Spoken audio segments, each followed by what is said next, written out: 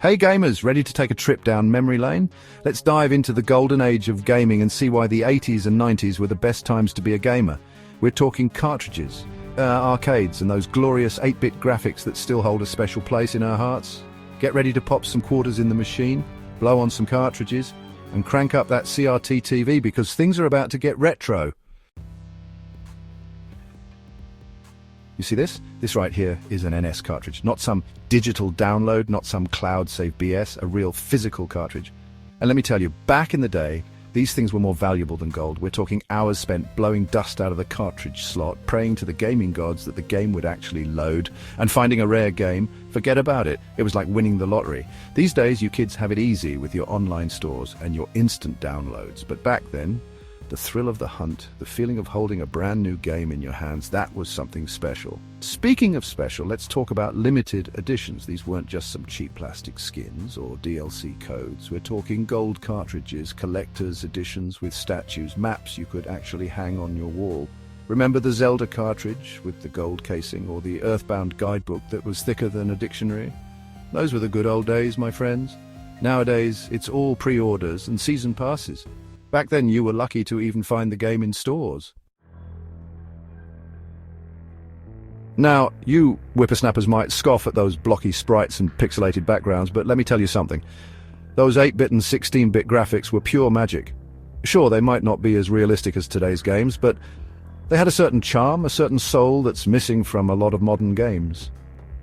Every pixel was placed with care, every sprite bursting with personality. And the gameplay, don't even get me started. Those classic games were all about tight controls, challenging levels, and gameplay mechanics that were actually fun. You had to learn the patterns, master the timing, and rely on your reflexes to survive. And you know what? Those old-school mechanics still hold up today. Just look at all the modern games inspired by classics like Metroid, Castlevania, and Mega Man. They don't make them like they used to.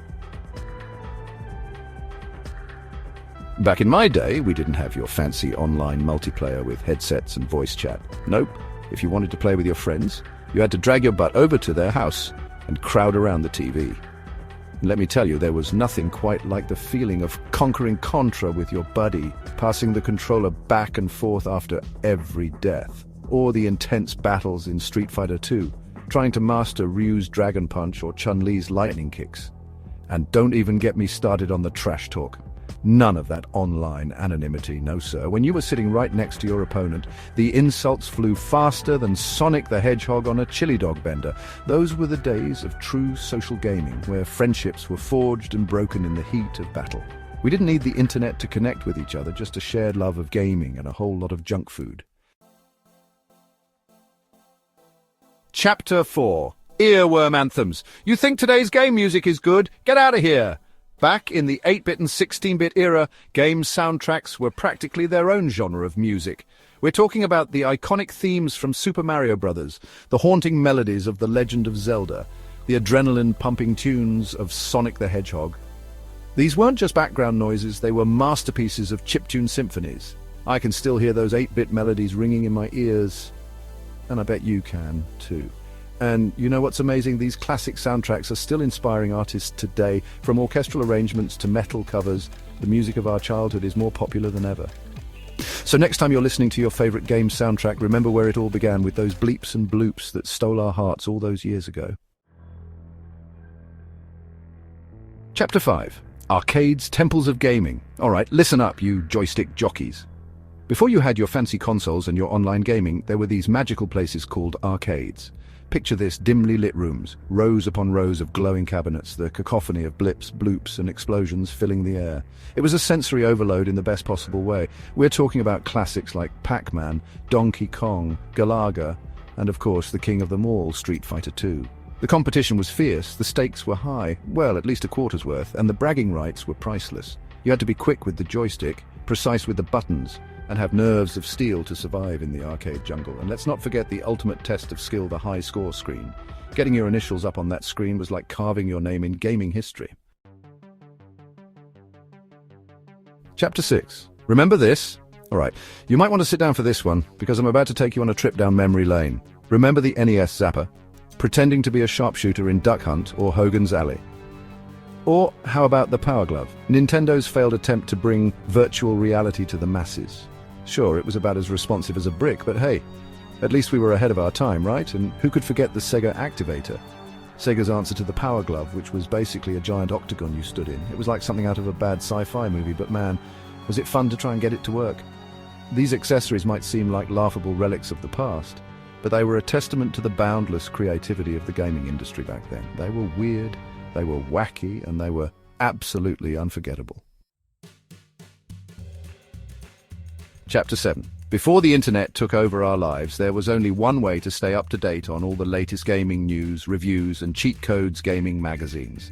Remember those? We're talking Nintendo Power, GamePro, Electronic Gaming Monthly, the holy trinity of gaming journalism. These magazines were our lifeline to the gaming world. We devoured every issue, poring over screenshots, memorizing cheat codes, and dreaming of the day we'd finally get our hands on the latest releases. And let's not forget those glorious centerfold posters. I don't know about you, but my bedroom walls were plastered with posters of Mario, Sonic, and the cast of Street Fighter 2.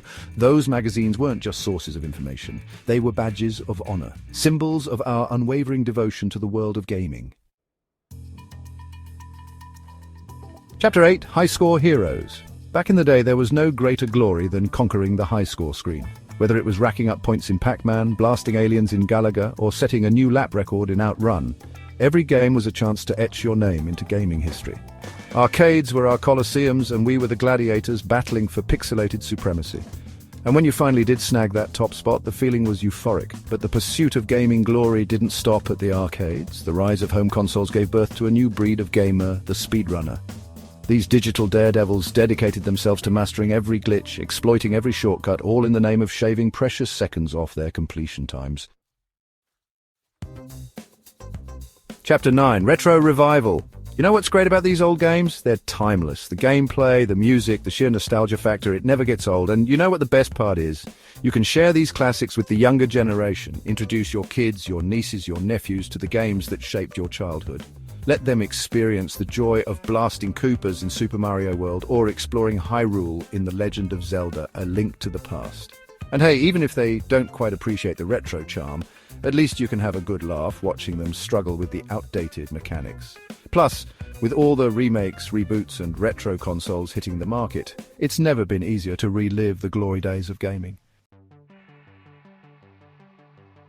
Chapter 10. Build your shrine to retro.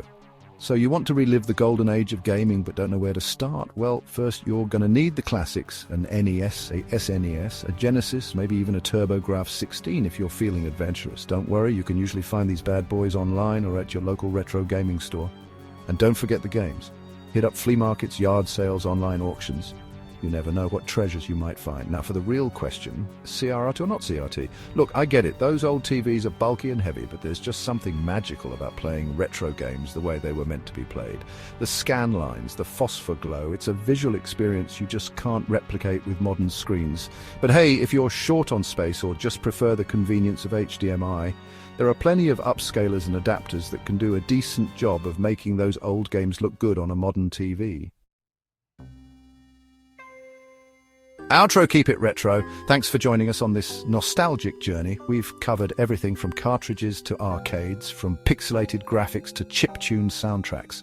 It's been a blast revisiting the golden age of gaming, a time when games were challenging, rewarding, and most importantly, fun. Remember, while mobile games are fun, nothing beats the classic gaming experience. So dust off those old consoles, blow on some cartridges, and keep gaming and stay retro.